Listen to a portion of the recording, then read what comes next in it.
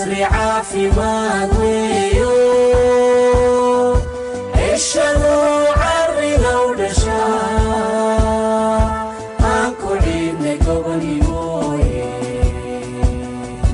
أنكو عيدني قبني موي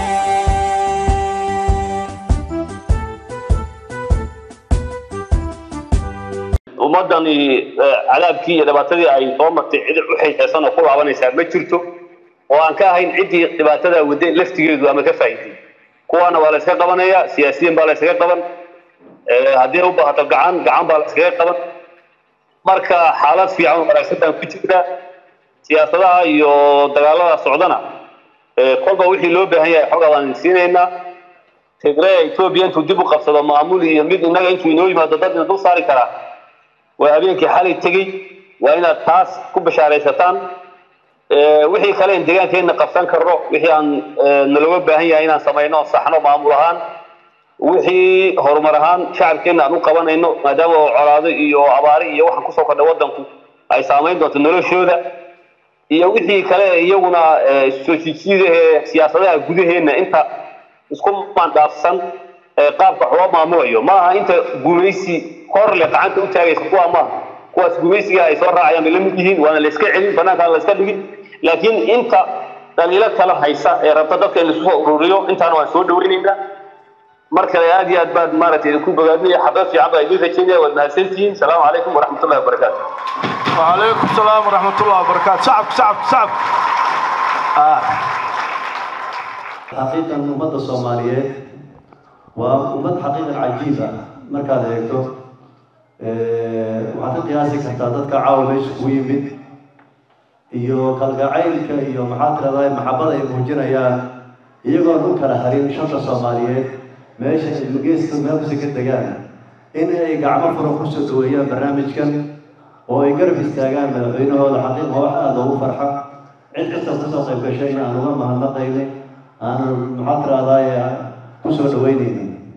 tan labaad waxaa muhiim ah inaan ogaano Soomaali waxa hor yaalla maanta waxa ay dadku ugu jirto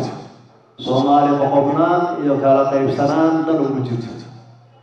Soomaali inay sida hadda ay tahay dan ugu jirto Soomaali waxay dan ugu jirtaa inay garab istaagto mas'uuliyad kasta oo jirta sidii wax ku noqon lahayd haddaan u soo noqdo geyiga hadda caawa madaxweynaheeda loo dabaaldegayo waan qiyaaskan waan ogsoonahay meesha laga yimid waan ogsoonahay maanta xaal siduu yahay qofka aan iska indhatiraynin muddadii uu maamulka jiray waxa qabsoomay iyo ummadda siday u nasatay waa la qiyaasi karaa ma waxaa nala gudboon inaan barnaamijkiisa ahaa inaan duco ku kabno taageero ku kabno garab istaagno mis maxaa nala gudboon inaan kala qoqob iyo kala istaag iyo eedayna waxba ku salaysnayn aanu salayno waxay la tahay tan hore yaa sax waxaan markaa anigu oran lahaa anoo ku hadlayo codka ganacsatada marka koobaad waxaan ilaahay ka baryaynaa in nidaamka meesha ka jira inuu istaajiyo garab istaago waxa taabada toosan tuso ummadda maamulkiisa mata bixiyo oo wixii dib ee soo maray ee boqolaalka sano haystay ay kaga nastaan inuu ilaahay ka dhigo in ilaahay ka rajaynaa markooda marka labaad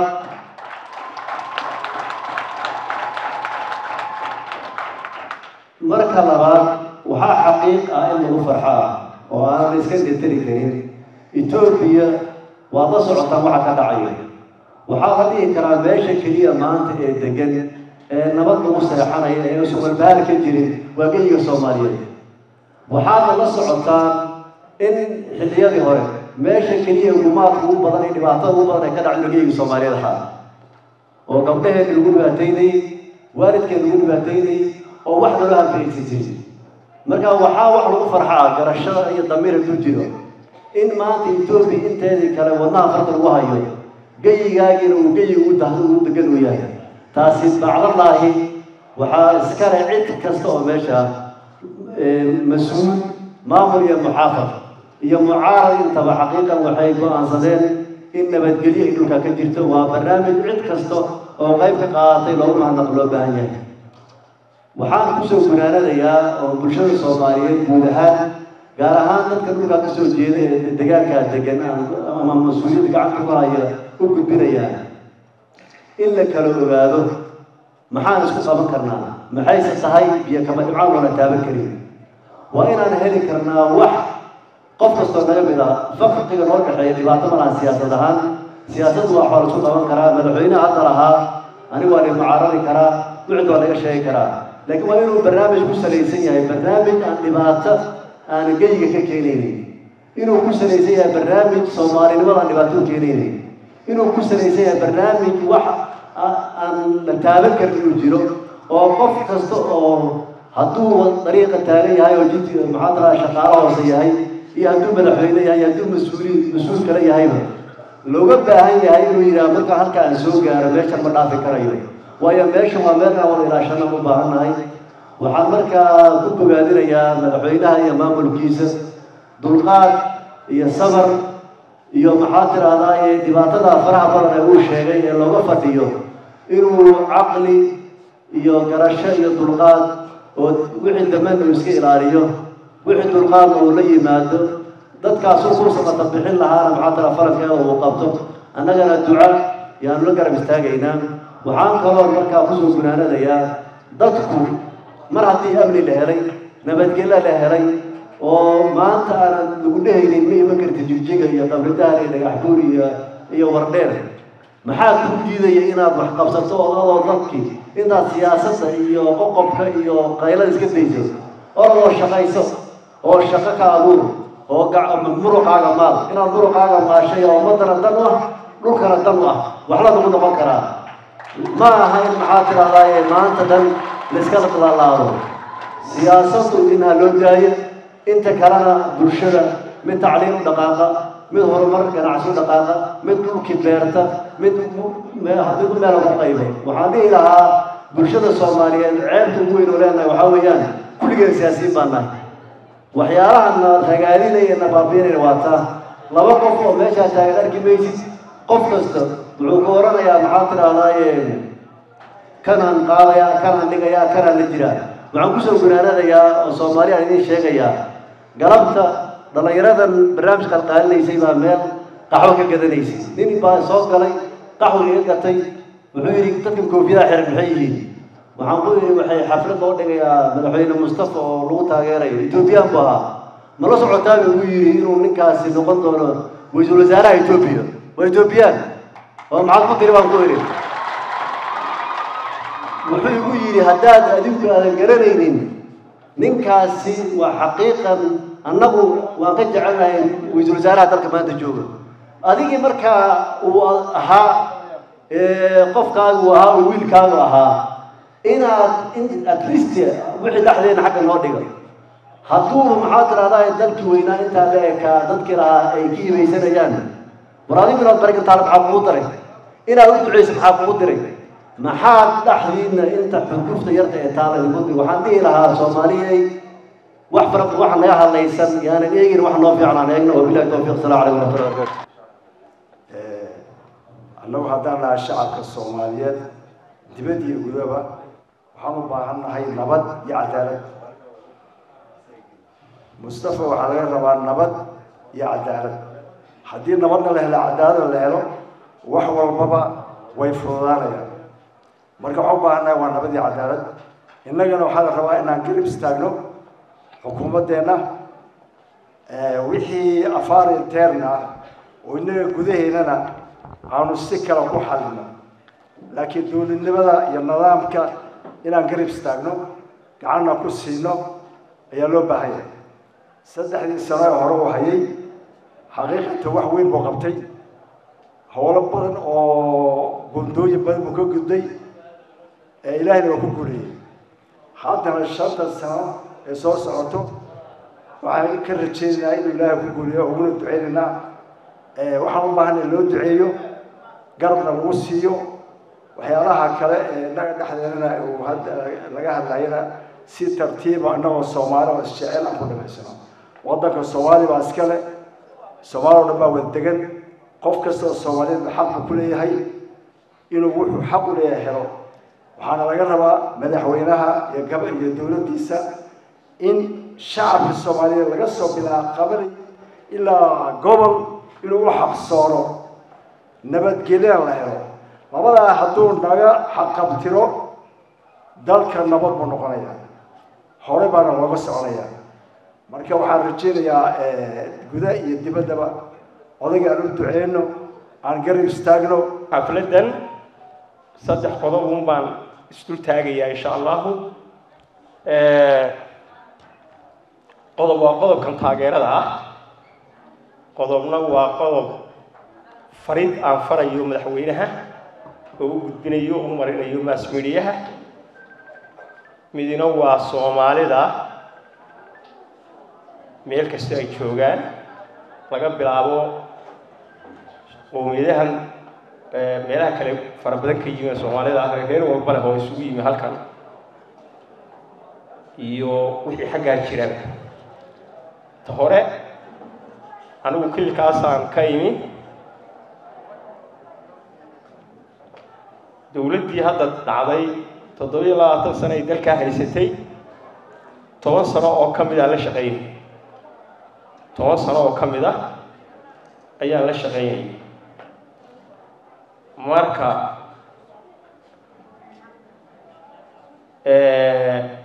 Mustafa dawladaha isbedbedelayay mid kamid ah ayuu in yar la shaqeeyay in yar buu la shaqeeyay wasiir ku xigeenna wuu ahaa muddo yar markuu la shaqeynayay wuu iskaga tegay wuxuuna ka yimid dabadaha nin international fala ayuu ahaa marka anigu nin aan aqaano weeyaan nin aan la shaqeeyo weeyaan marka I fully support madaxweynaha aad iyo aad baan u support garaynayaa waxaana ku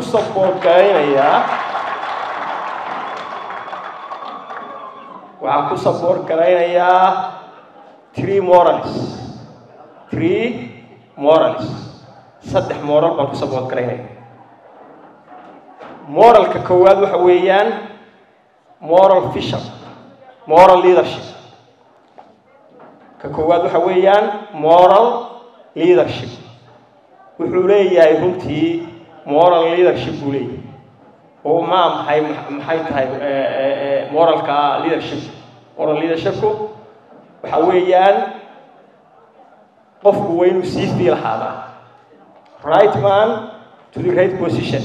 qofku meeshuu tagayo waa inuu u qalmaa sii waa leeyahay aan aqoon weeye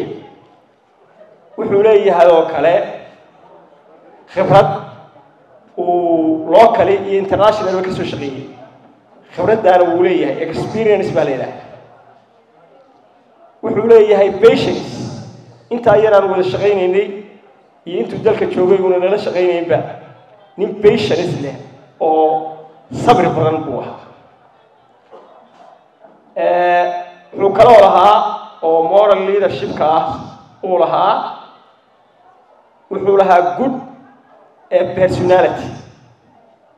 shakhsiyad dadnimo xishood dadnimo ka koowaad waan ku taageerayaa oo waa moral leadership baa leeyahay moralka kale aan ku taageerayaa oo labaad waxa weeyaan moral vision wuxuu ahaa long vision nin aragti dheer leh buu ahaa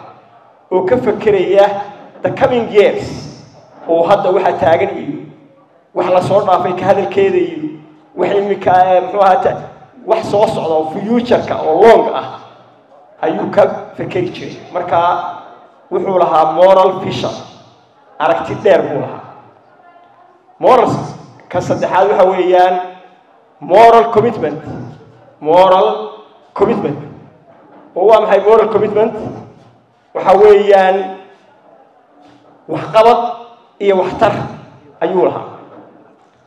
adduunyada markuu la soo shaqeynayana dee wuxuu kaga yimi waad garanaysaa wuxuu kaga yimi taariikh wanaagsan iyo waxqabad wanaagsan iyo meeshiisa uu ku habboonaa oo uu kaga tegay wanaag iyo dalka intuu joogay waxqabadkiisa markuu dowladda nala shaqaynayay iyo markuu nala shaqaynayay waxtarkiisa iyo waxqabadkiisa marka three moralskaas aan ku taageeraya moral leadership moral vision iyo moral commitment intaasu waa iga tii koowaad oo ahay taageeradiisa waxaan u gudbinayaa meel Soomaalidu hays xagato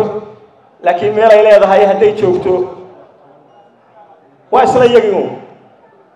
weligeed Carab iyo labada isugu dhow baa la yiri Carab iyo labadiisa daano way isqaniinaan Soomaalidu weligeed way isqaniin jirkeedna waa ku heshiin jirtay laakiin halkanu Soomaaliyo kaliya ma wuxuu ku dhex jiraa oo Soomaalida ilaa 3 milyan 4 milyan 5 milyan aan ku ilaahdo badiyaba waxay ku dhex jirtaa 120 milyan bay ku dhex jirtaa dadka faraha leh oo qowmiyada kala jaada ayay ku dhex jirtaa marka waxa looga baahan yahay fakarkiisii visionka ahaa ee dheeraa sabirkiisii dheeraa dulqaadkii sabirkii aragtidii dheeray waxqabadkii wixii oo dhan baan uga joognaa waa inuu wax badan liqaa compromise waa inuu sameeyaa tanaasul wixii la soo dhaweyn karo oo wax ka sheeganaya soo dhaweey compromise badan u samee tanaasul badan u samee soo dhaweey marka insha Allah ugu horeyn madaxweynaha waxaan leeyahay hambalyo dib doorashadiisa taas inta baan ku dhaafayaa ducada waxaan leeyahay ilaahay xilka kugu asturo hana ka dhigo mid ka shaqeeya danta ummadaas madaxda ilaahay kaaga dhigay tan saddexaad oo dardaaranka madaxweynuhu waa nin dhalinyaro ah dabcan dhinacyo badan waa ka dhisan yahay waa nin sidii la sheegay waddanka iyo bannaanka laga soo shaqeeyey khibrad iyo aqoon ilaa xad waa leeyahay laakiin haddana dabcan waxaa la yidhaahdaa caqliga iyo cilmiga intii kaa maqan walaalkaa bay ku jirtaa marka in lala dardaarmo wuxuun buu kala dhex baxaya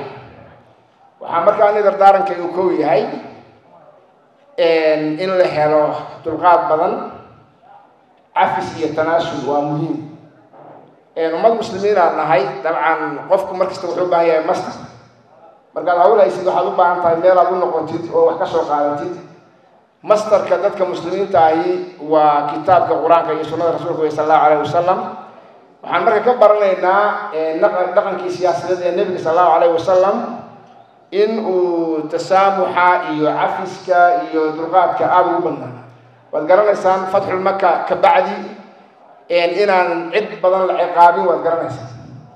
oo rag badan oo dagaalo badan iyo dhib badan muslimiinta u geystay in la cafiyey waad garanaysaan ilaa la gaarsiiyey أبو سفيان اللي يراهد حتى عدي بريق سكشوا آمن وأنت أصله حسن مركو حلا هاي مدحوينها هي دولة دي سبع يعني دقال على موتشيو يعني لو مشغولين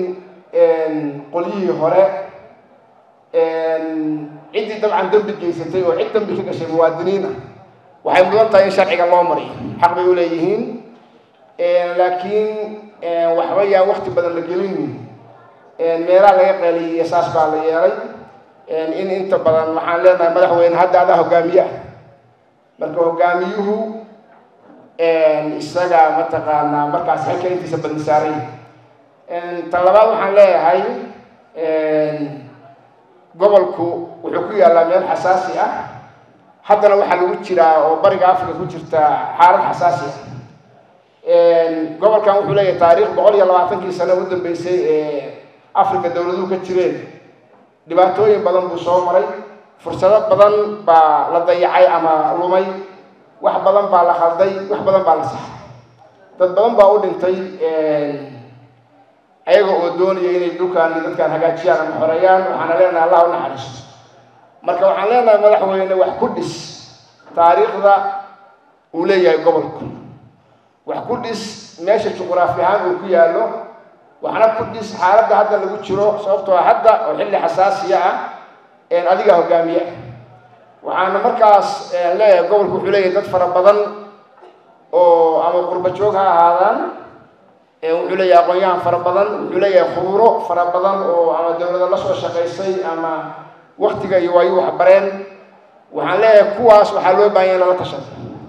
weliba xilligan xasaasiga ah go-aamada masiiriga ah waxaa loo baahan yahay in lagala tashado dadka dhulka u dhashay in talada lagu soo koobo koox dhalinyaro dad yar waxaa ku lumaya fursado waxaana laga yaabaa in waddo khaldan la qaado marka waxaan leeyahay mar kale adigoo u noqonaysid sunnada nebiga sal allahu alay wasalam waxaa lagu yidhi washaawirhum fi lamri kadib waxaa lagu yidhi faidaa casamta fatawakal cala allah marka waxa weeye dadka waa lala tashanayaa caqligooda la aruurinayaa cilmigooda la aruurinayaa ugu dambaynna go-aanka qaadashadiisa waxaa iskale adiga as hogaamiye intaasaan dardaarankaygan kusoo koobayaa asalaamu calaykum waraxmatullahi tacaala wabarakaatu mudana madaxweyne waanu kusoo dhaweyneynaa waanu kusoo dhaweyn doonaa garabkaagaa nahay waxaan leenahay waagii horeeta soomaalida meeshaas walaalaheena ku nooleed dhibaatooyin badan ay soo mareen dhib badan ay soo mareen waxaan aad iyo aad ugu farxay mar labaad aad kusoo noqotay doorashadaada markii saddexaad aan kugu hambalyeynaynaa markii afraad aan kugu hambalyeynaynaa jiro joog oo magacaaga ha jiro garabkaagaan taaganay kib gooyin barada asalaamu calaykum waraxmatullaahi wabarakaatu hambalyaan leeyahay mustafa maxamed cumar run ahaantii ilaahay baa xaqsooro ah ummaddu bulsho weynta caalamka waxay wax ku qaybsataa taariikhda shalay maalin bay ahayd maanta oo mustafa uu joogana waa maalin waxaan soo ogaanay ama aan feasibility study wax la yidhaahdo ama research aan ku samaynay xilligii dulmiga uu meeshaasi ka jiray heerka uu gaarsiisan yahay dulmiga cid loo sheegaya ma ay jirto xaqiiqatan haddaan la isxaqirin waxaa dhacday oo sugnayd oo dhacday in la yidhaahdo qof meeshaas jooga dembiga aad gashay waxaa loo qabanayaa waalid iyo walaal waana wax aan dhici karin oo caqliga bini aadanka aanan marna kusoo dhici karin oo aanan suubanayn weeye xaqiiqatan maantana waa maalin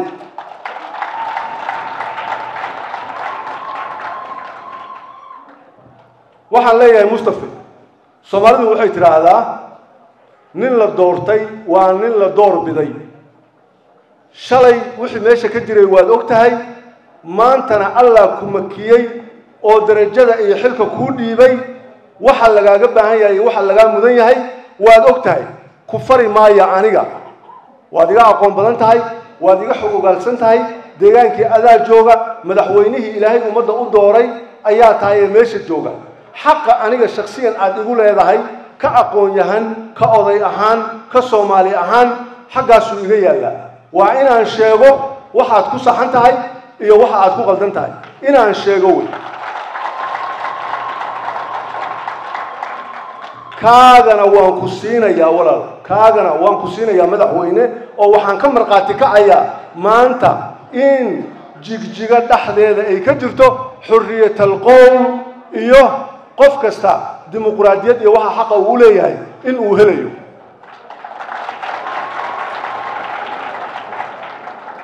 boqolkiiba boqol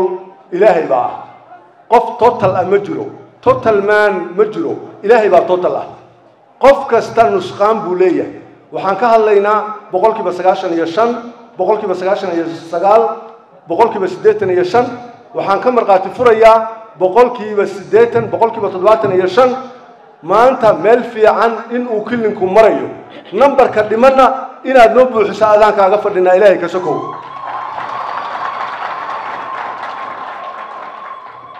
markaan hambalyada iyo dardaaranka madaxweynaha ku aadan aan intaa uga gudbo waxaan u gudbayaa ka Soomaali ahaan caawa inta hadalkayga dhageysanaysa hoolka fadhida iyo inta dhageysan doonta warkayga ayaan rabaa inaan faro dardaaran ku aadan ka mas'uul ahaan qof kasta garbihiisa malaa'ig baa saaran qof kasta mas'uul weeye qof kasta wixii loo diray buu mas'uul ka yahay qof kasta naftiisa ka sokow caqliga ilaahay uu geliyay iyo aqoonta maalinta qiyaamo waa lagu xisaabtamayaa haddii uu sheegi waayo oo ka gabado waxa kasta nooca ka weyn Soomaalnimo haddaan taa ku gudbo kaftankii waxaas haddaan ku gudbo madaxweynaha waan u hambalyeynaynaa aad iyo aad marka labaad lagu doortay mar saddexaad mar afraad si gabdhaha dheheen insha allah waa ku soo noqonaysa haddana haddii ilaahay raali ka dhigo haddaan nahay qowmiyadda aan ka soo jeedo ama dadka aan ka soo jeedo dhammaan waa ku taageersannahay insha allah waana maqlayaan anaana mas-uulka insha allah bilahi waana ku garab taaganahay dadkaanayna waana taqaanaa inaana gabanaynin aan gelgelinayno waa la socotaa insha allah garabkaadana taaganay madaxweynahana waan u ducaynayna insha allah wixii warayna waa dadkii hore u dhameeyey madaxweynaha taacadana waan kusoo marna insha allah ilaahay kuu fududeeyo siday dadka hore yidhi waxaan ka codsanahay in howl inuu qabto dadkii hore uusan ku mashquulin waxyaalo kalaa naga badan howlaha kala noo yaallo howlaha kala qabso insha allah wixii kuu dhama dhammaystir intaasana kaga baxay war badan ma rabi inaan dadka caawis baro inaan nahay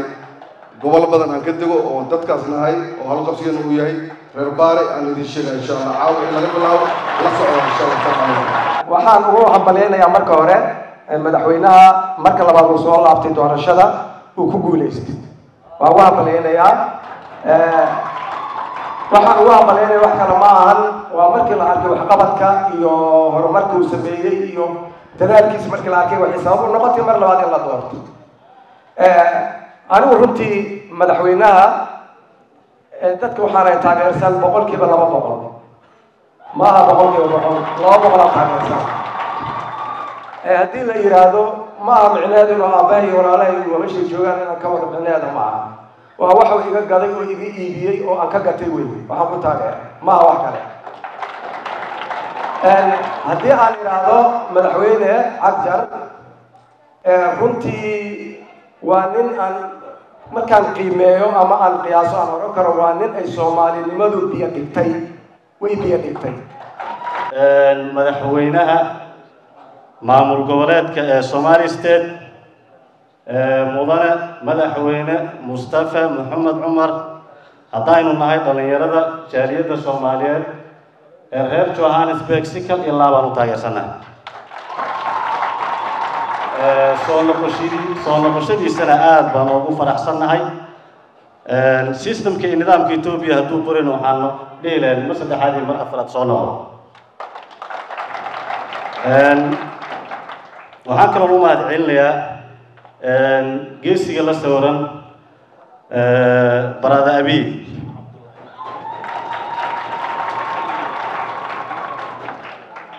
intaa kadib Soomaali Maxamed baan ayadana hal dhihi lahaa dad waxaynu nahay hal ah hal qowmiyad ah hal luqad ku wada hadlo inaan waxaan codsan lahaa aan noqono dad midaysan oo walaalo ah oo aad inaga daysaan waxyaabaha yaryarka ah oo mar walba maxaa la dhihi jiray na dugaashaday oo waddankeennii naga soo qixiyey hadday qabiil noqon lahayd iyo hadday jibo hoose noqon lahayd iyo maxaa la dhihi jiray waxyaabaha naaficin hadday noqon lahayd Soomaali waa hal waxaan codsan lahaa in mar walba laga shaqeeyo midnimada guud ee Soomaaliyeed madaxweyne Mustafa Maxamed Cumar midda labaad ra'iisul wasaaraheena dowladda Itoobiya Masar Abiye Ahmed Ali waan soo dhaweynaynaa si kashi allaaba yaan nagu soo dhaweynaynaa geesinimadka iyo kalsoonida iyo midnimadka uu muujiyana soo dhaweynaynaa madaxweynaha dowladda deegaanka Soomaalida waan taageersannahay ha joogo ha weliga ha waaro waxaanu kula dardaarmaynaa madaxweynaha sidaad wax u wado aad bay u wanaagsan tahay wayna wacan tahay waxaana weeyaan dhaliilahaagoodila waan sheegaynaa wanaagaagana waan sheegaynaa waxaa weeyaan doorashada dib lagugu soo doortay yaanu kugu hambalyaynaynaa waanu kugu ducaynaynaa intaa kadib horay ooga sii soco meesha aad maanta taagan tahay ee dowladda deegaanka Soomaalida waxaa weeyaan deegaankeennu yaa nabada is-hayshaysad dhibaato midna kama jirto waxaa weeyaan waa deegaanka keliya ee midaysan innaguna waa inaan garab istaagno or midnimidka horumarka aan qaadanno xafladdu waxay daaran tahay madaxweynaha dowlad deegaanka soomaalida mustafa maxamed cumar oo 3 sanana soo hogaaminaysay habsami iyo wanaag iyo hufnaan ay ku dheehan tahay soomaalinimo haddana 5 sano oo dambe loo doortay waxaan ilaahay uga baryaynaa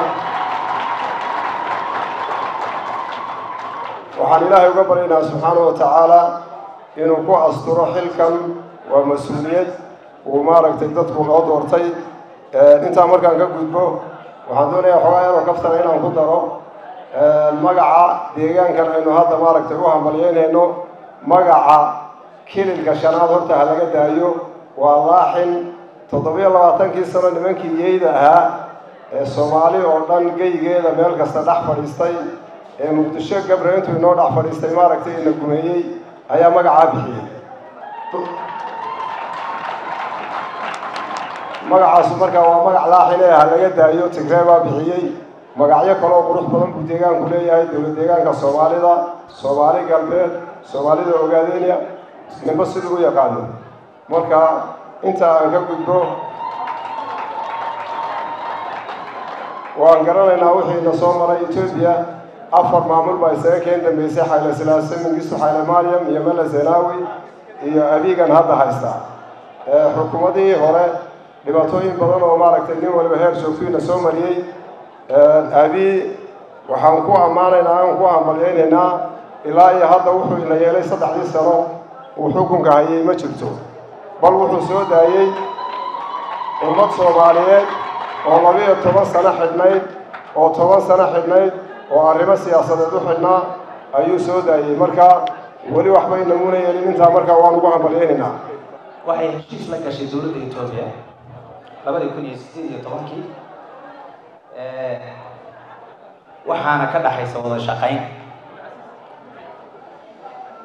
heshiiskaasi waa mid taaba galay waxaan uga mahad celinaynaa madaxweyne Mustafa Maxamed Cumar oo runtii qayb aad u laxaad badan ka qaatay jawxa markay gudaha timid way adkayd meesha ay wax ka bilowday waxaan bilownay inaan raadino isu keenno dadkii ay TPLF kala fiijisay ee ay midba meel ka riday ma jirin 100 mitir haddaan dambiga iska dhowro oo dalka ka mid ah oo uusan ku jirin meydka ama shahiidka qof nafti huraa oo jooxo ka tirsanaa ama qof shacbi ah oo magaca jooxo loo dhibaateeyay ma uusan jirin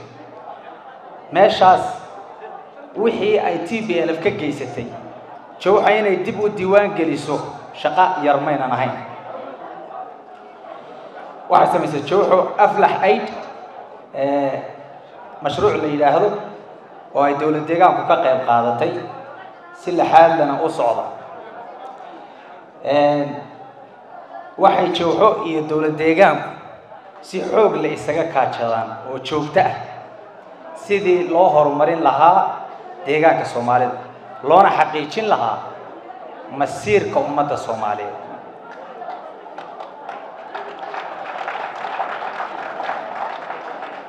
jooxo waa ururka kaliya ee 30 sano la soo dhaafay bahashii oo hadda odaygu ka waramayay ee waraabaha ahayd ee meel walba tagtay hor istaagtay ee tiri waxa doontaan sameeya annagu isma dhiibay aad baan ugu faraxsanahay inaan maanta cid noogu tagta helo aad baan ugu faraxsanahay ilaa iyo xad baan ku faraxsanahay in maanta bayraqdaar lala dhaco oo Abiy Ahmed oo alaaba ugu yeedho oo waxa weeyaan meelay maraan la waayay nimankii ay dadku u yaqaaneen libaaxyada mise rag adag oo bahalkii ah waad ogtihiin meesha ay hadda marayaan waad ogtihiin waxaa intaa ku daraya oon rabaa halkan inaan ka caddeeyo ma jirto jooxo inay ku milantay xisbi kale waxaa jira bal dadyowga waddankii jooga ee aan xisbiyada iyo hababka ay adduunka u shaqeeya aan aqoonin ha laga dhaadhiciyo inay jawxo ku milantay bb iyo wax lamid ah laga dhaadhiciyo laakiin dadyowga halkan oo kala jooga ee meeshan meel ka sii casrisan jooga ee waxgaradka ah ee og waxa coalitionka la yidhaahdo inay maalin walba ku celceliyaan jawxo waxay ku milantay xisbi kale oo wax aad loola yaabo wey hadday laba wasiir hesho iyo hadday wax doonaan tabarteeda u goysay intaa sidaas daraaddeed jawxo waxay coalition la samaysay dowlad deegaanka wada shaqayn baana ka dhaxaysa heshiiskii kore ee dowladda dhexe ka yimid ayayna arrintaasi ku timid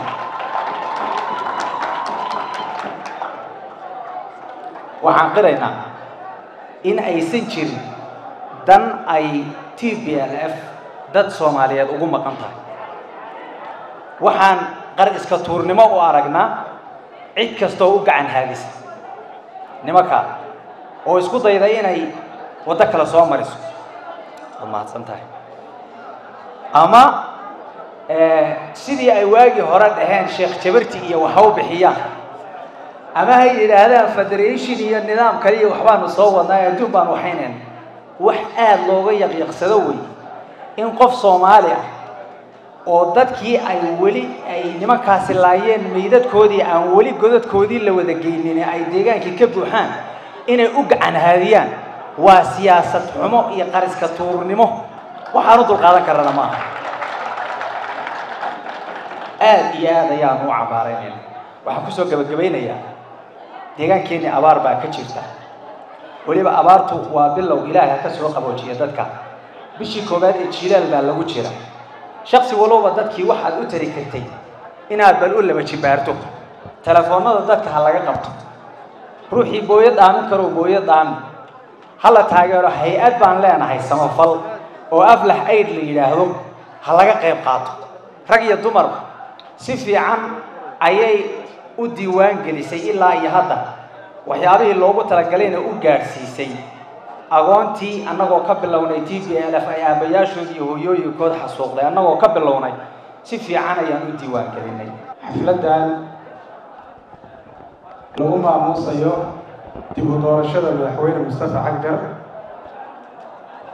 oo xaqiiqdii aan dhihi karno wuxuu ka mid yahay hogaamiyaasha Soomaaliyeed ee ruuxiga ah ee iminka nool tan iyo markii la sameeyay dowlad goboleedyada Itoobiya maamulka Soomaalida ama deegaanka Soomaalidu ma uuna helin wixii xaq u lahaa oo ahaa inuu ismaamulo tan iyo markii la doortay madaxweyne Mustafa waxaa deegaanka ka dhacay isbeddello aad u weyn oo ay ka mid tahay in ismaamulidii Soomaalida dib lagu soo celiyay taas oo ah guul aad u weyn isbeddellada dhacay waxaa ka mid ah in dhaqankii iyo taariikhdii Soomaalinimadu ay dib uga muuqatay deegaanka sida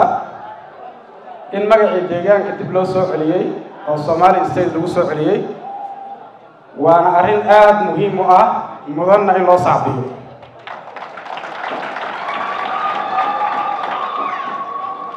waxaa kaloo isbeddeladii uu madaxweynuhu sameeyey tan iyo intii xilka uu hayay ka mid ah calanka oo horey loo baabi'iyey dibna u soo celiyey astaanta deegaanka telefishinka oo ay ku dheehan tahay Soomaalinimo waana halka aan leeyahay wuxuu ka mid yahay hogaamiyaasha ruuxiga ee Soomaaliya maanta u nool madaxweynuhu tallaabooyinkii uu qaaday oo aadka loogu farxay waxaa ka mid ahaa inuu xiray xabsigii aadka u darnaa ee loo bixiyey jeel ogaadeen waanu ku ammaanay madaxweynuhu waxyaabaha uu sameeyey oo runtii lagu ammaani karo waxaa ka mid ah sida uga qayb galay isbeddelka geeska Afrika ka socda iyo u ololeynta Soomaalinimada sida inuu abaabulo shirar aad u badan oo lagu horumarinayay afka Soomaaliga gunti iyo gabagabadii kelmadayda waxaan kula darmayaa madaxweyne cagjar inuu hawsha uu hayo halkeeda ka sii wado maantana soomaalidu iyaga ayaa u baahan ruux noocaas oo kale ah waxaan leeyahay dhammaan ummadda soomaaliyeed meel walba ay joogaan shanta soomaaliyeed ay ku wada sugayaan dadka deegaanka ka soo jeeda Somali State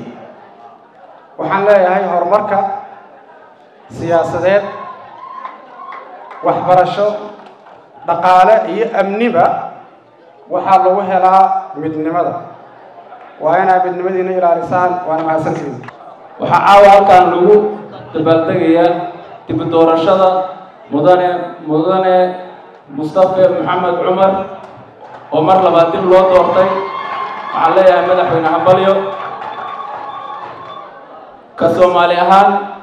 waxaan rabaa inaan u hadlo nin walba deegaanku sheegtay gobolka Doolo waxaan ka imid Galmudug gaar ahaan borderka Cawdwaaq magaalo Liyaado waxaan dhihi lahaa madaxweyne waxqabadkaaga gobolka Doolo dowlad deegaanka maamulkiisa iyo facility-ga dowladda hadday noqoto wadooyin hadday noqoto isbitaallo hadday noqoto dhinaca ammaanka waxaan leeyahay madaxweyne si gaar ah gobolka Doolo u fiiri waxay degan yihiin border colaadaha iska jira waxaan leeyahay madaxweyne il gaara ku fiiri midda labaad madaxweynaha waxaa leeyahay qofaa galin ku baran weyday guyaal kuma baratid sida walaalkii iga horreeyey bishaar uu u sheegayba markii koowaad oo xilka qabto wuxuu bedelay waxaa ka mid ahayd calanka oo uu soo eliyay astaanta calanka buluugga ah calaamadaas sidoo waxay tilmaamaysaa shantii Soomaaliyeed inay maalmaha ka mid ah soo noqon doonto waa rajo aad u fiican waxa kale oo intuu xilka qabtay si nabadgelyo ah magaalada Jijjiga loogu qabtay xalfadda sanad guurada 1960 markay Soomaaliya xorriyadda qaadatay oo kowda Luulyo waxaa lagu qabtay sanadkii la soo dhaafay magaalada Jijjiga ayadoo ahayd markii ugu horeysay waxaan leeyahay hambalyo waxaan ugu baaqayaa dadka deegaanka Somali State walaalayaal nabadda ah haysataan ka faa'iideysta madaxweynihiina garab istaaga waa ognahay wixii deegaanka laga soo maray anigu borderkan ka imid waxyaalaha aad aga dhici jiray gobolkaasna waxaan u hayaa xogo badan baan ka hayay marka waxaan leeyahay wixii aad soo marteen kuwaana qaata nabadda iyo xasiloonida iyo xorriyadda aad haysataan wax ka fiican xorriyadda ma jirto xaqul qowlka wax ka fiican ma jiro qofku inuu si xorriyad u hadlo in waad maqlayseen madaxweynaha caawa markuu nala hadlayay xalfadan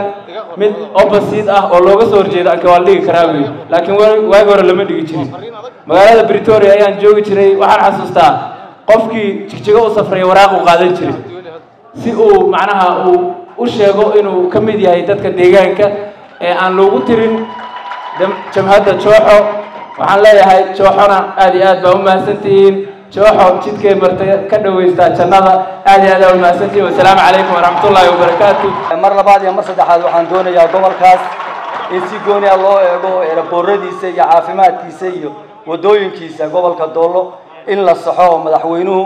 uusan markuu doonayo inuu gobolka Doolo aado uusan gaari intuu Jigjiga ka qaato uusan luku marin 560 kilomitir ama 700 kilomitir ee uu samaysto meeshii uu diyaarad kaga degi lahaa eraboor ma laha caafimaad ma laha wada ma laha biyo gelin ma laha aadulay ku sameeyay sukuradkeeduna xataa si tayda ma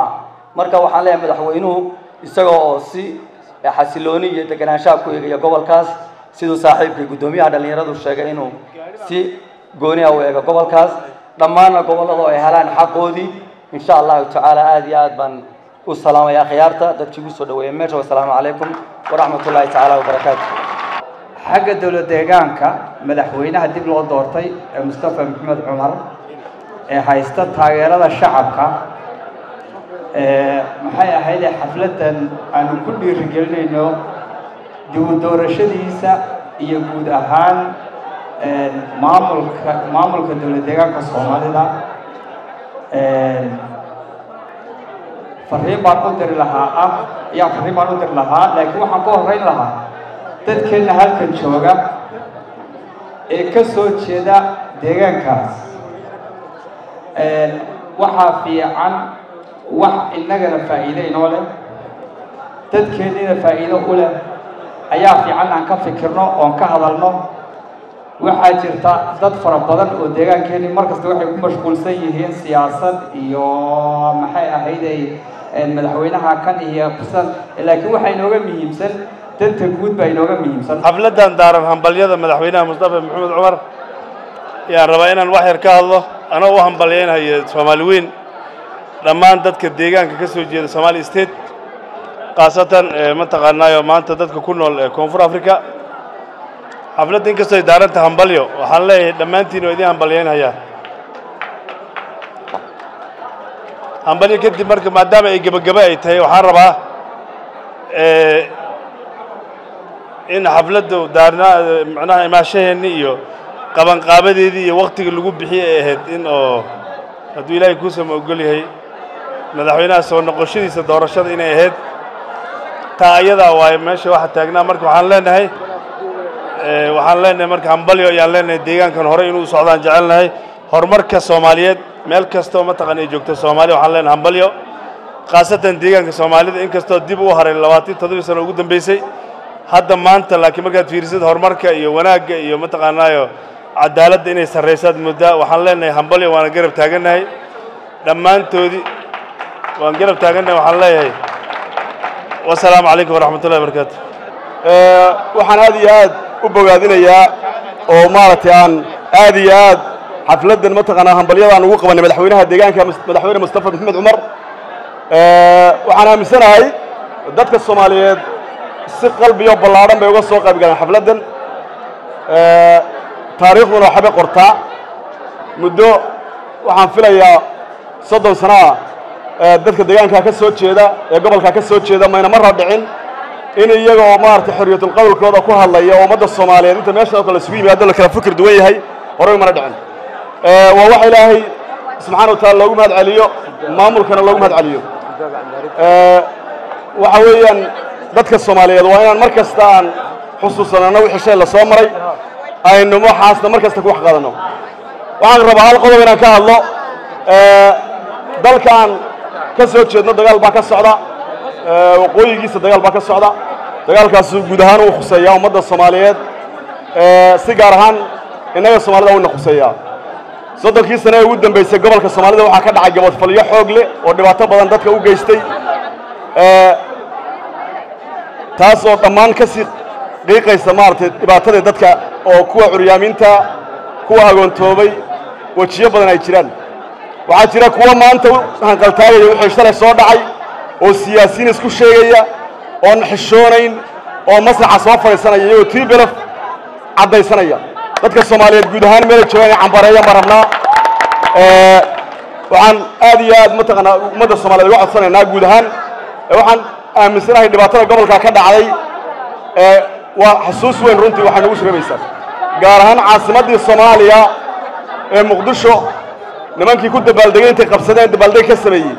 in ummadda Soomaaliyeed maanta ay fiirsato aqoon-yahankeeda iyo siyaasiyiinta ay fiirsadaan ama ay ku faraxsanaadaan guruubiyo u sacbatumaya waa shay wallahi aad baan uga xumaay aad iyo aad baad maasantiin waxayna ujeedada ugu weyn ee xafladan loo qabanayaa ahayd runtii inaan ka midho dhalino hamiga uu xambaarsan yahay inaan la xambaarno oo ah midnimada koowaad ee Soomaalida iyo cid kasta oo suurtagala oo taageersan ummadda Soomaaliyeed hadday noqon lahayd dawladaha dariska qaarka taageersan iyo kuwa taageersan sidii aan uga horiman kuwa ka horjeeda midnimada Soomaalida sidii aan uga horiman lahayn aanu gacmo wada jir uga wada qabsan lahayn haddaan nahay Soomaali intaa waxaa dheer waxaad ogsoontihiin cadawga Soomaalida muddo dheer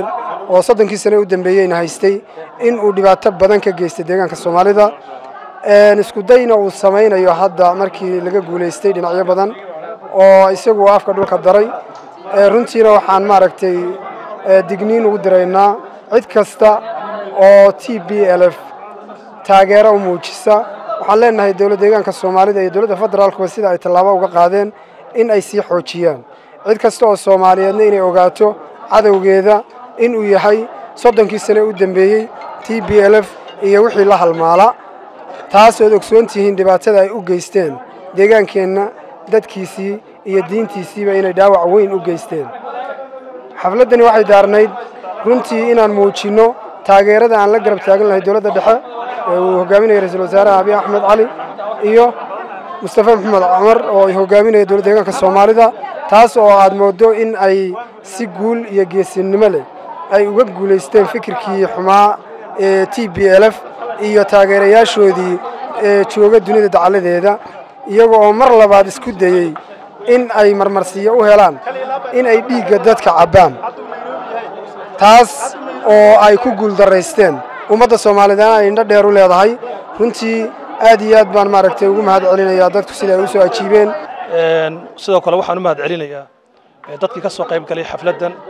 quruxda badan oo runtii aad iyo aad dadkii ka soo qayb galay ay dad cadad badan oo fara badan ay ahaayeen dadkaasoo shucuur iyo dareen ayaga ay leeyihiin ku yimid meeshan ama goobtan ku soo gaadhay aad iyo aad bay u mahadsan yihiin shakhsiyan waxaan ka mid ahaa guddigii qabanqaabada runtii dadkii aan ugu talagalnay inay xafladda yimaadaan dad aad uga badan oo aan runtii intaas number intaa leeg inay soo xaadirayaan aanan qiyaasaynin ayaa yimid aad iyo aad bay u mahadsan yihiin waan u mahad celinaynaa sidoo kale waxaan xafladdan ay daarnayd oo xusid mudan in lagu taageerayey isbeddelka ka dhacay 3 sano ee u dambeeyeyba mar labaad doorashadii dowladda federaalkii ay ku soo noqotay iyo dowladda deegaanka ee xubinta ka dowladda federaalka aad iyo aad baan maartay ugu faraxsannahay 3 sano u dambeeyay ummadda Soomaaliyeed waxay dareentay nasiinsho iyo isbeddel mugle oo ballaaran marka aad iyo aad baan runtii ugu faraxsannahay inay shacabka Soomaaliyeed iyagoo taa ka duulaya inay maartay isbarbar taagaan dowladooda oo runtii wanaag fara badan aan runtii dareemayno